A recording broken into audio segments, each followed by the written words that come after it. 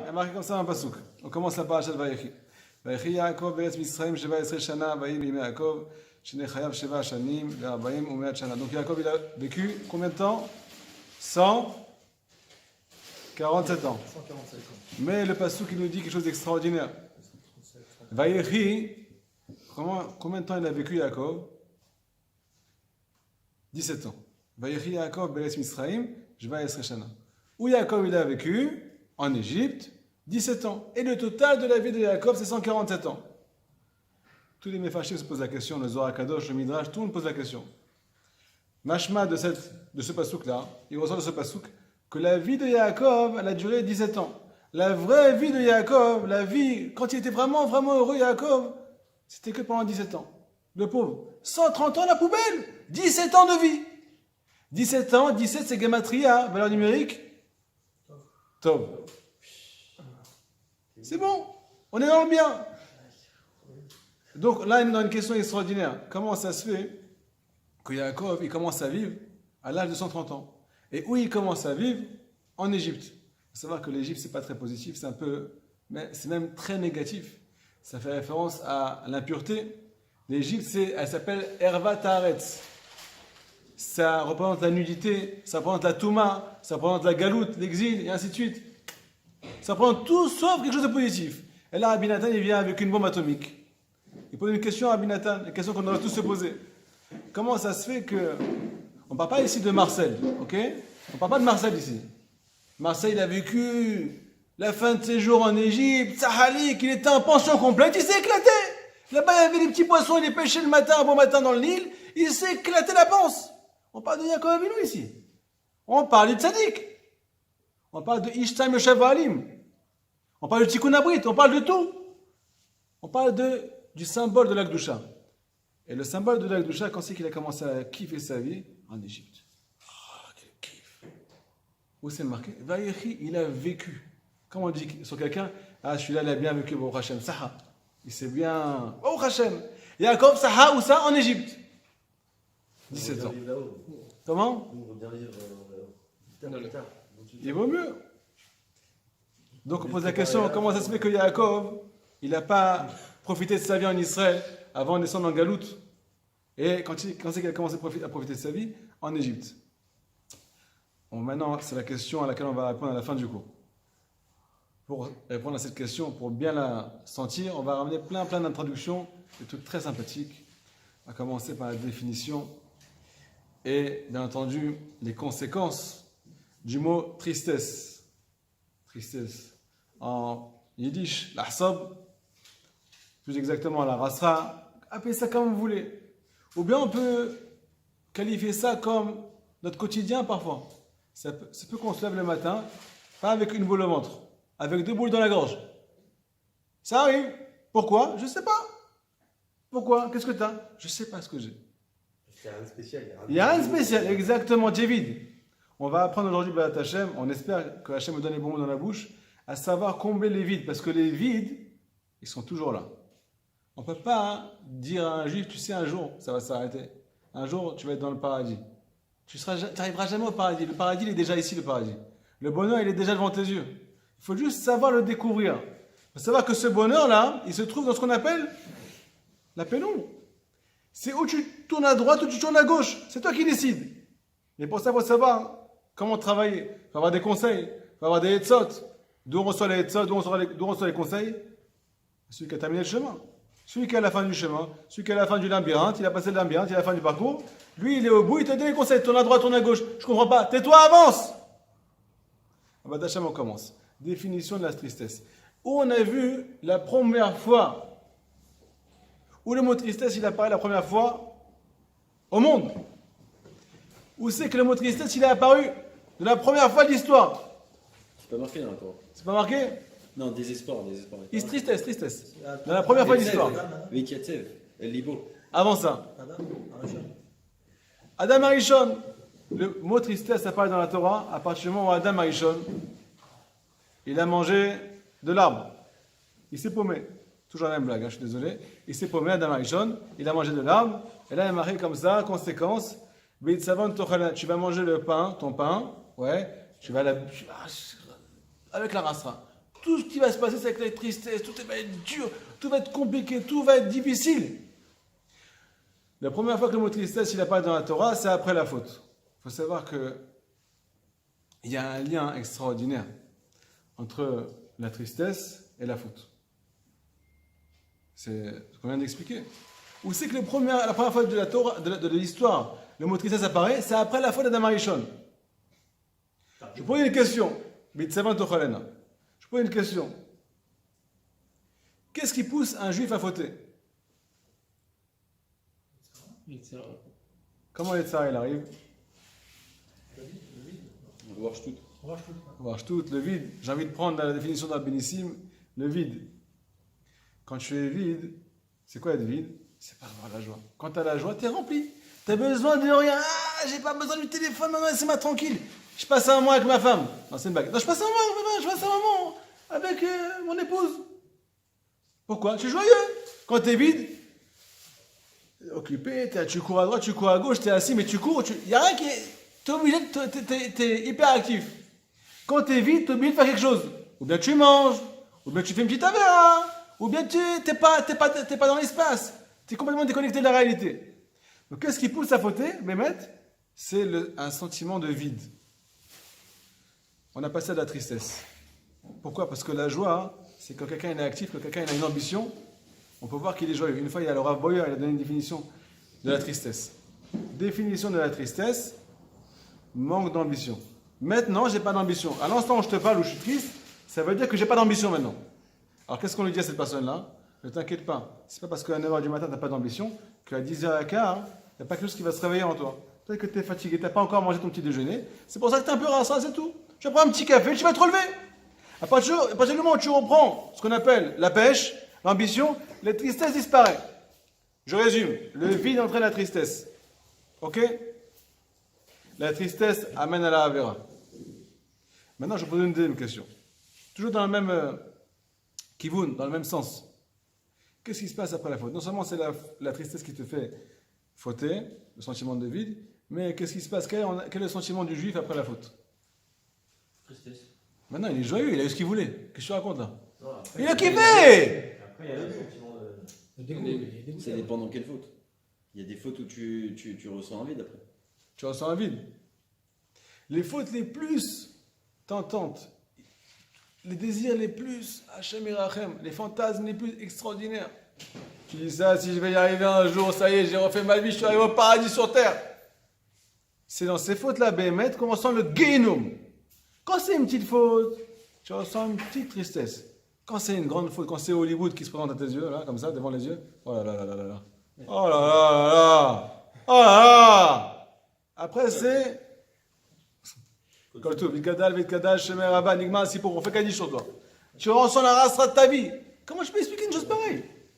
Tu voulais te remplir, tu voulais te réjouir, tu voulais arriver, tu voulais un peu sentir quelque chose d'agréable. Pourquoi après tu tombes dans une tristesse aussi grande? Mais ça se fout de nous, Bekitsour. Tout ce que je vais vous dire aujourd'hui, pour pouvoir continuer le cours, c'est que la tristesse et la Avera sont des sœurs ou des frères si à moi. Ils vont ensemble. Hein? Qui commence le premier? Il commence le premier. Parce que des fois, on est. Abeno il dit que le Yetzirah. Il est rempli, ça veut dire il est très bien, etc. Tu te souviens? Abeno il dit que le Yetzirah est fait tomber le juif dans les mourines des Katnout pour le faire tomber. Un juif, normalement, il ne peut pas tomber. Pourquoi? Parce qu'un juif, il est connecté à Hachem.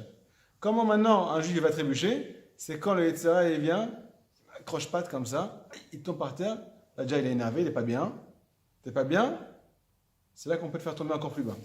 Ça ne suffit pas de tomber par terre. On peut encore tomber encore plus bas que le par terre. Pourquoi? Parce que là, on n'a pas le moral. Mais quand on a le moral, on peut pas nous attaquer. Ok? Maintenant, je rentre dans la définition de la joie. On n'a pas la tristesse. Ah non, j'ai pas fini avec la tristesse, pardon. J'ai pas fini avec la tristesse. Il y a une deuxième conséquence à la tristesse. À part le fait de fauter et que la faute entraîne la tristesse, que c'est un cercle vicieux, que tu ne peux pas t'en sortir. La tristesse, elle amène l'exil. La tristesse, elle entraîne un sentiment d'exil à l'intérieur de la personne.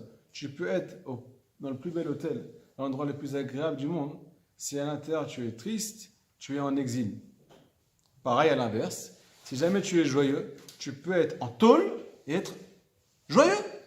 Et tu es dans la délivrance. Tu es dans ce qu'on appelle la liberté la plus totale. Pourquoi? Parce que l'exil et la délivrance, elle est dans ton cœur. Où on a vu. T'es pas d'accord?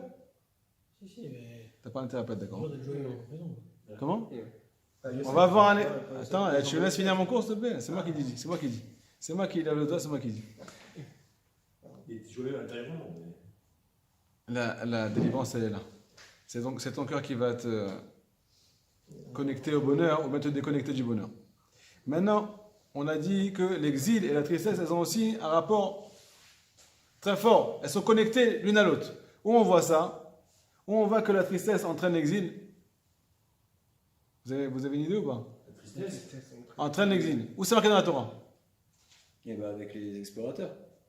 Qu'est-ce qui se Quand passe? ils ont pleuré et le Ham Israël sur le fait qu'on va en Eretz Comment ça, Israël. ça? Bah voilà, magnifique. Bechia et Doro.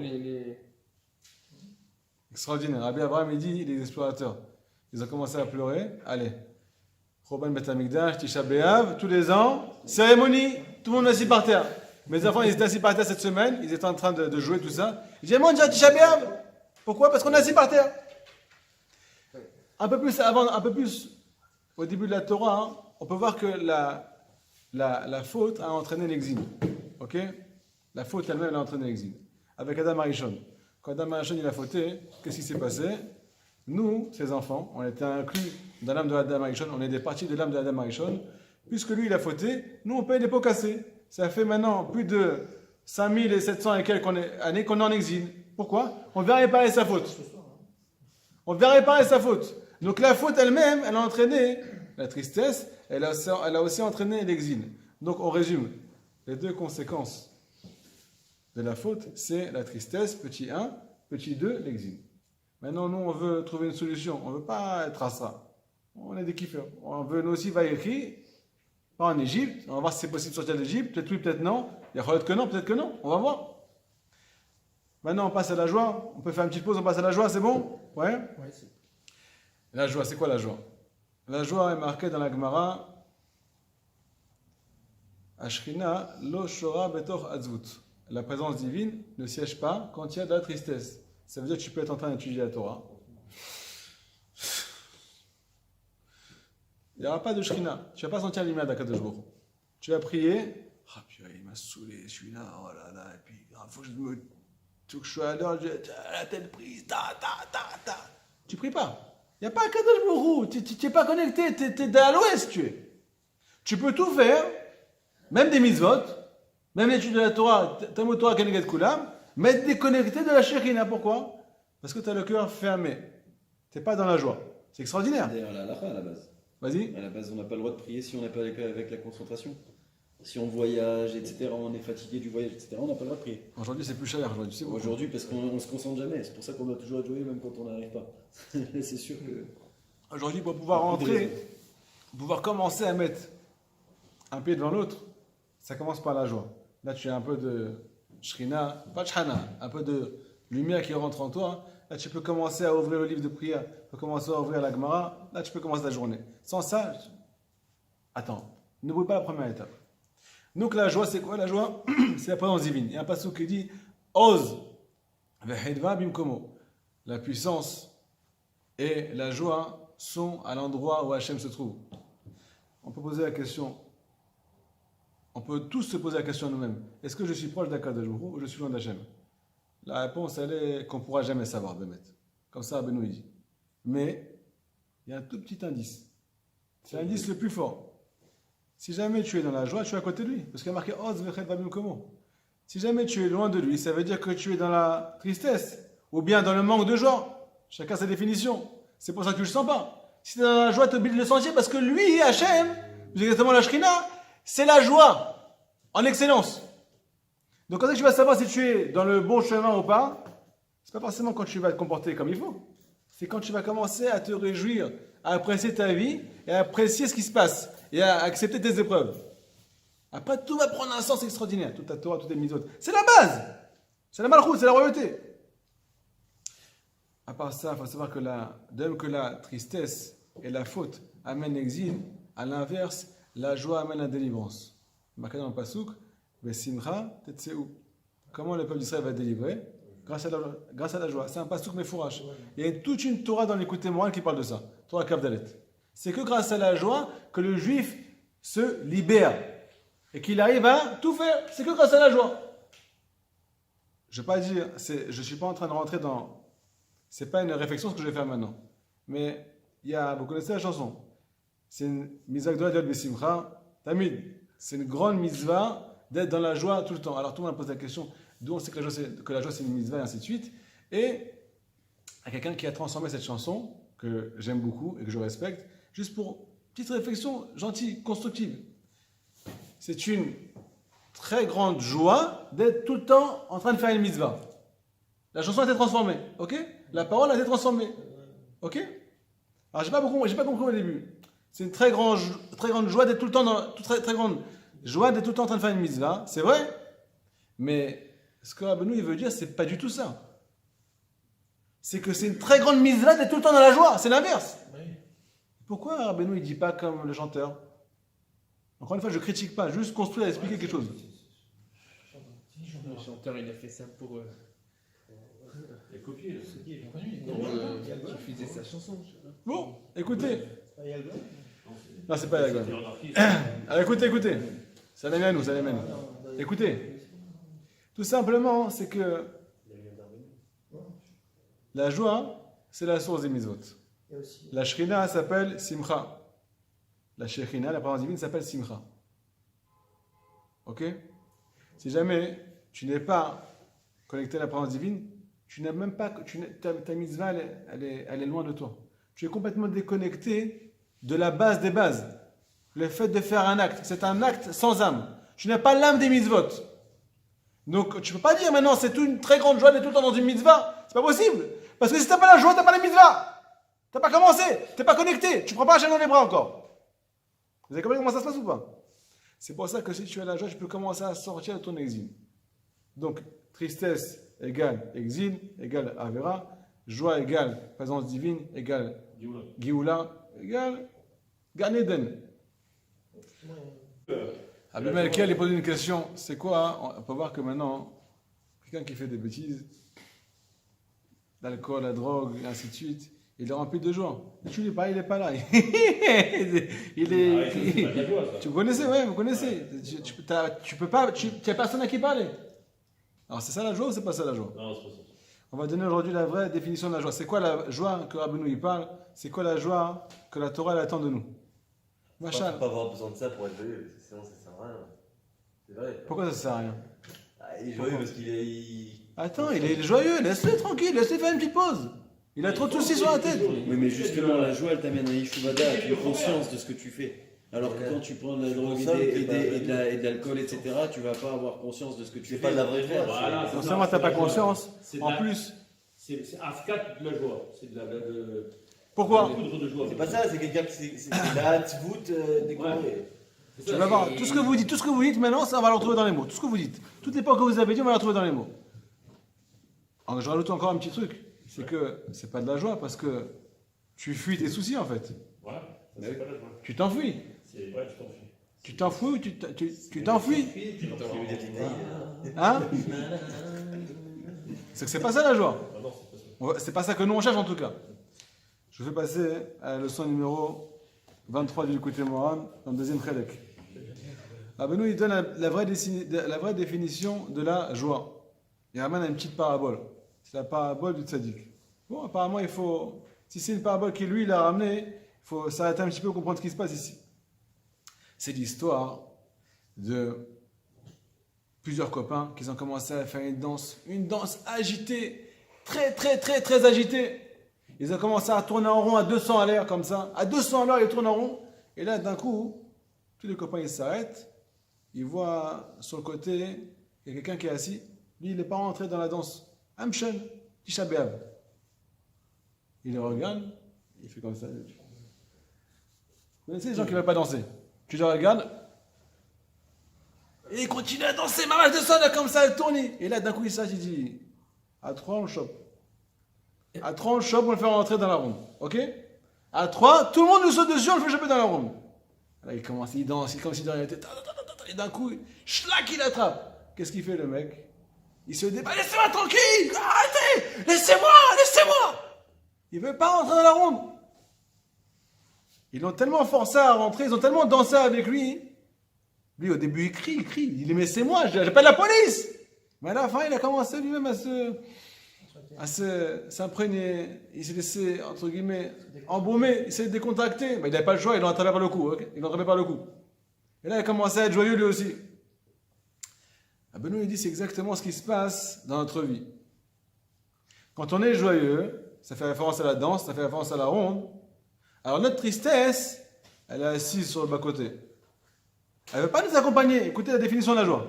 Notre tristesse, elle est assise sur le bas-côté. Elle ne veut pas rentrer dans la ronde. Elle veut rester de côté.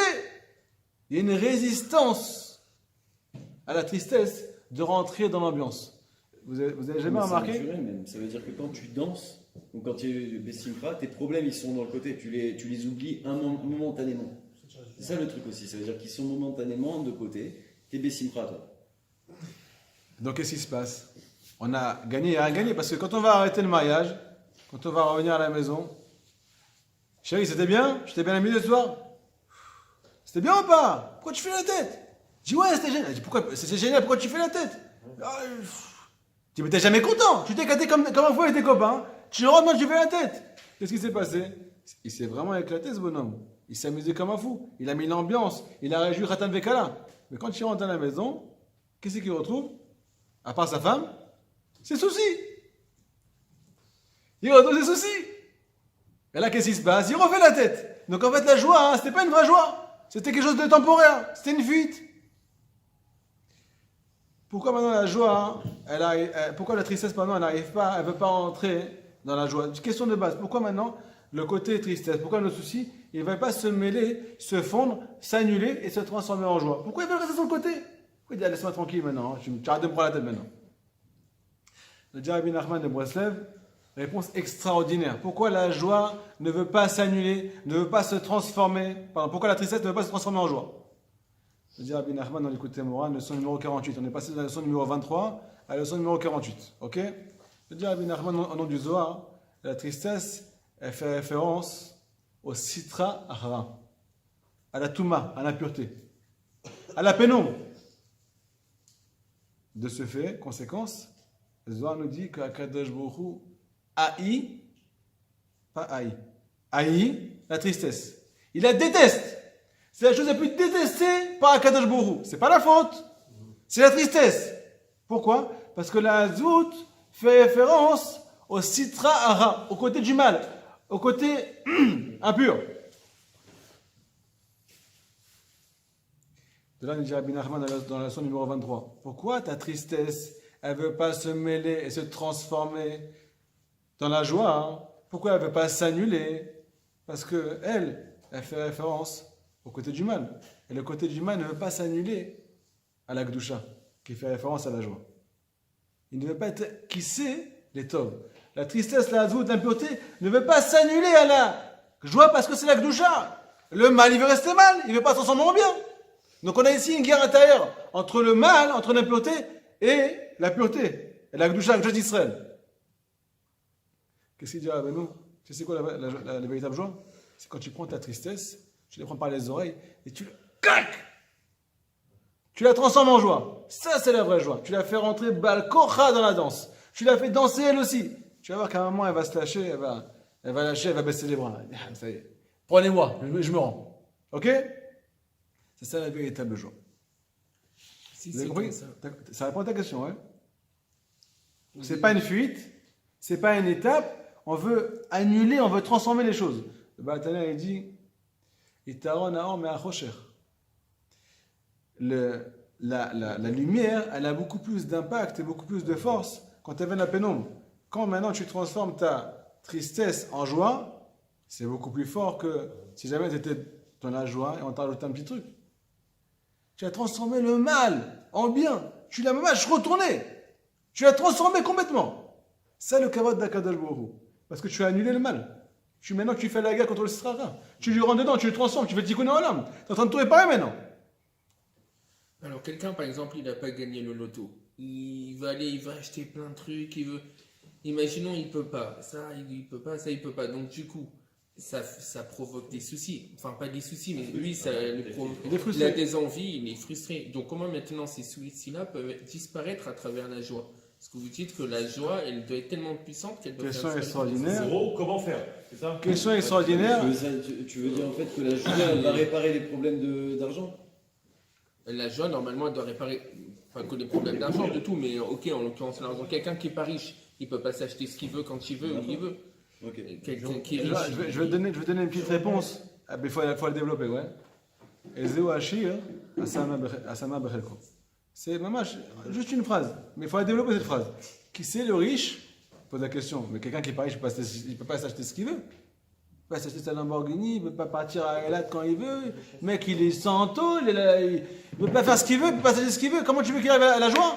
La réponse, je sais c'est quoi la réponse? C'est que même quand il aura la Lamborghini, même quand il aura tout ce qu'il désire, il sera encore triste. Pourquoi? Parce que la Gemara nous dit, tu as 100, tu veux 200, tu as 200, tu veux 400, et ainsi de suite. Tu n'es jamais content.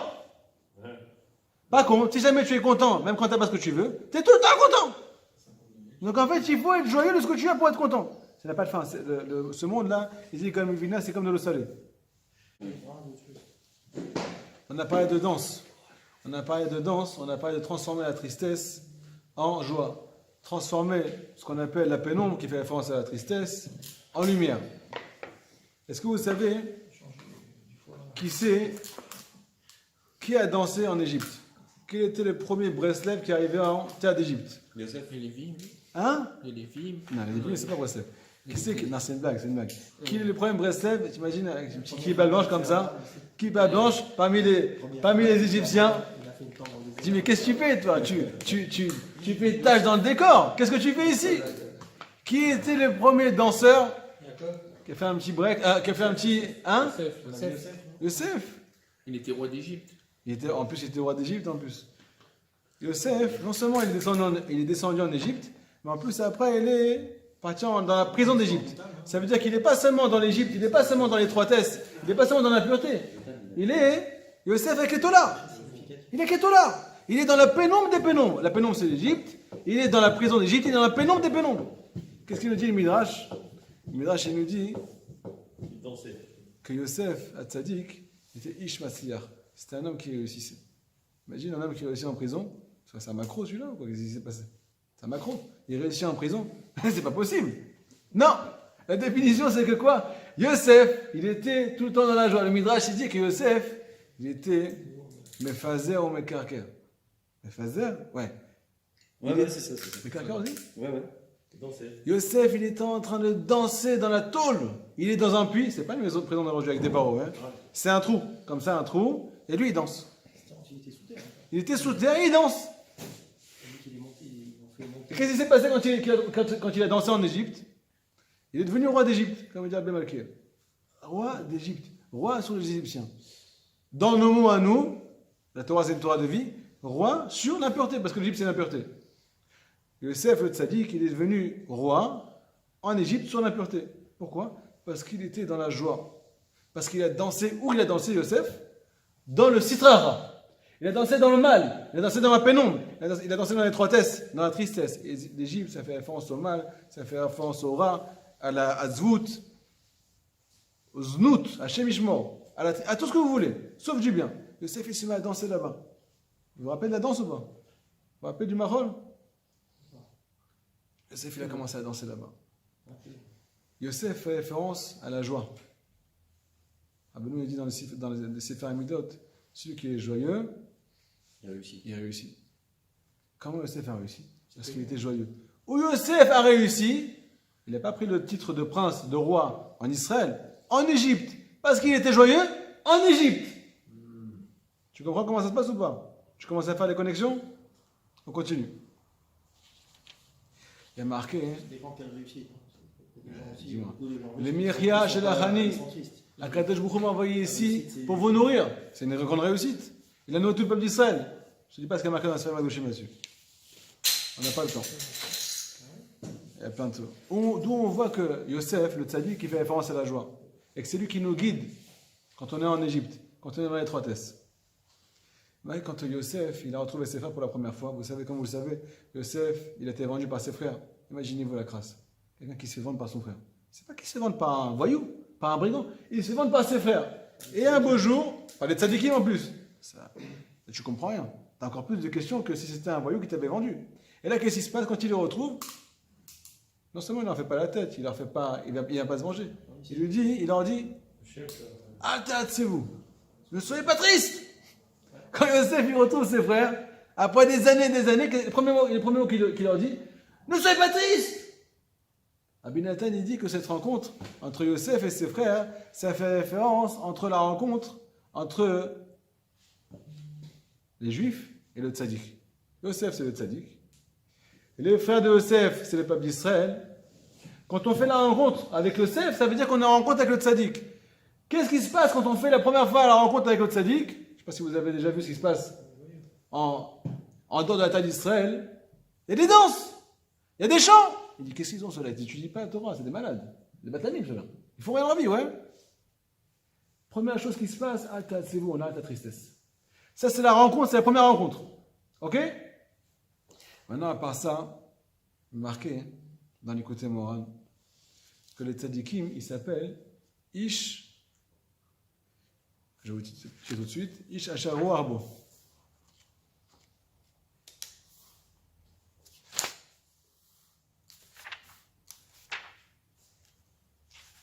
Alors,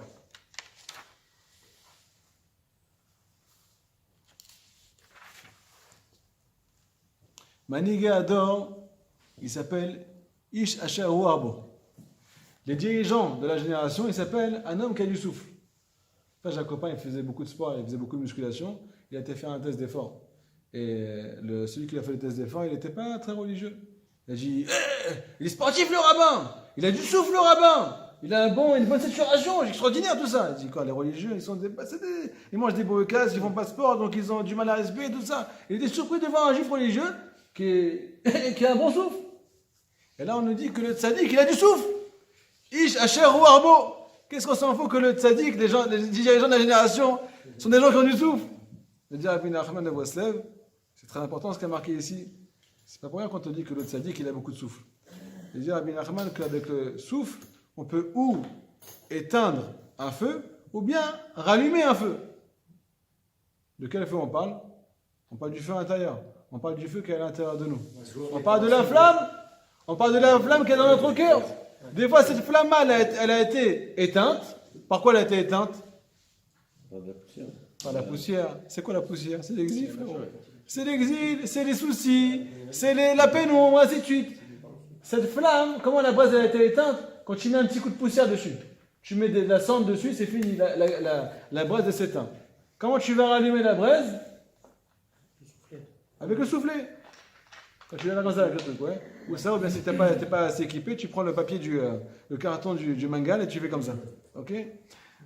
C'est avec le souffle qu'on vient rallumer la braise qui est dans notre cœur.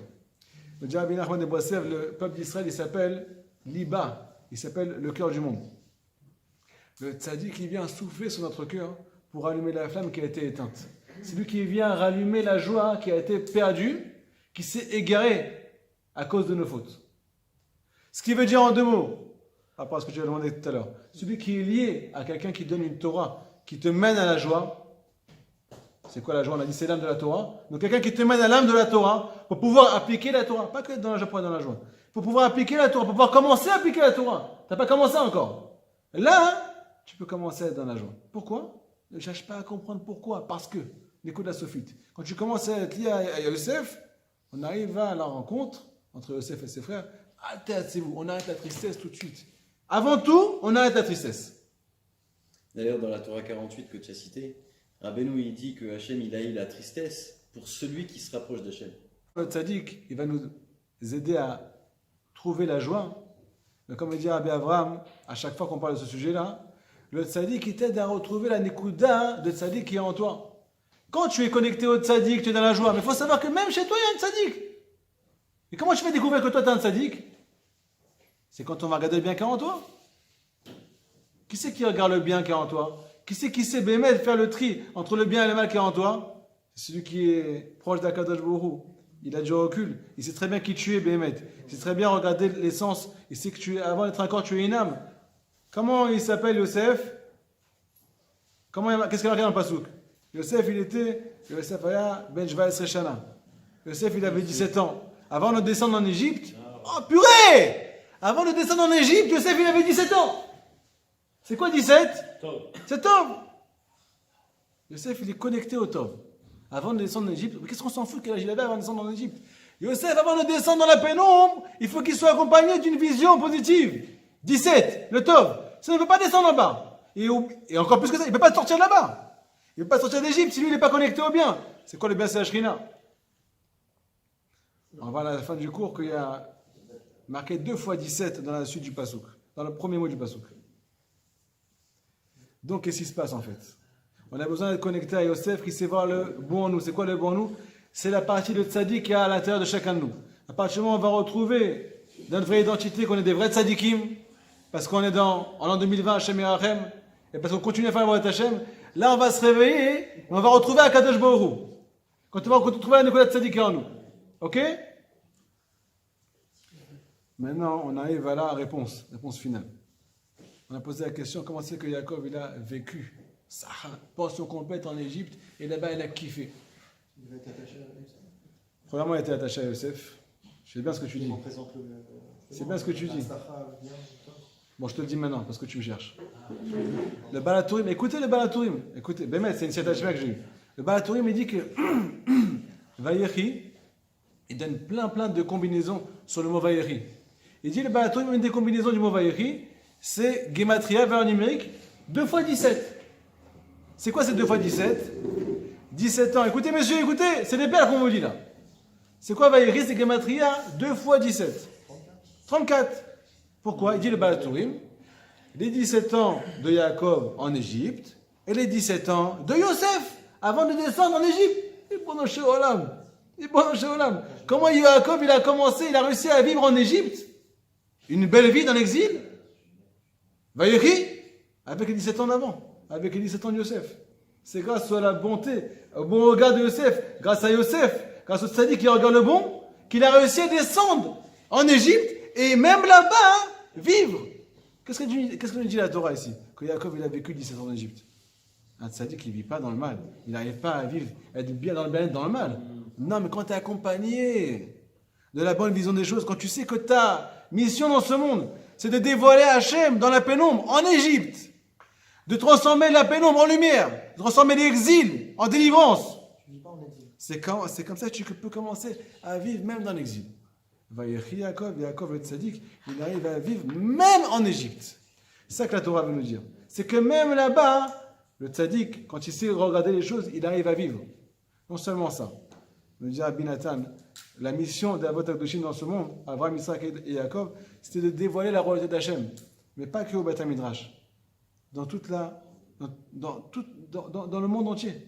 Dans tous les niveaux. Si tu dévoiles Hachem que dans les endroits saints, tu n'es pas un tzaddik. Si tu arrives même dans un endroit où il n'y a pas beaucoup de sainteté, et tu arrives là-bas à allumer les gens, à relever les gens, à éclairer les gens, à les ramener à la tchouva, à dévoiler la royauté d'Hachem, même dans un endroit qui était à la base sombre, dans la pénombre. Donc en fait, en deux mots, quand Yaakov il descend en Égypte, il fait à peu près ce qu'a marqué, ce qu'on a étudié dans la Torah numéro 23 du côté Moran, c'est qu'il a pris la tristesse, il n'a pas mis de côté. Il n'a pas voulu fuir d'Égypte. Il est resté en Égypte et là-bas il s'est réjoui. Là-bas il a commencé à vivre. Il a transformé le mal en bien. C'est le plus grand tikkun. Parce que si jamais tu sors d'Égypte et après tu retournes, vacances, tu n'as rien compris. C'est quand tu transformes le mal en bien que tu es arrivé au tikkun gamo, au tikkun agamo. Ok? Donc on a répondu en fait, c'est quoi le but de notre vie? C'est de ne plus fuir la tristesse. Baal Shem Tov il dit, Mina Metza Karatiya, du Metza, de l'Égypte, de l'étroitesse, j'ai appelé à Kadosh Baruch Hu. D'où tu as appelé à Kadosh Baruch Hu? De l'étroitesse. Tu ne fuis pas l'étroitesse, tu ne fuis pas les épreuves. Dans l'épreuve, tu appelles Hachem. C'est comme ça qu'on fait. Comment tu appelles Hachem? Hachem, je sais que c'est toi qui m'as envoyé l'épreuve. Donc je peux me réjouir. Comme il dit David Ameler, c'est parce que ce n'est pas mon ennemi qui me poursuit que je suis joyeux.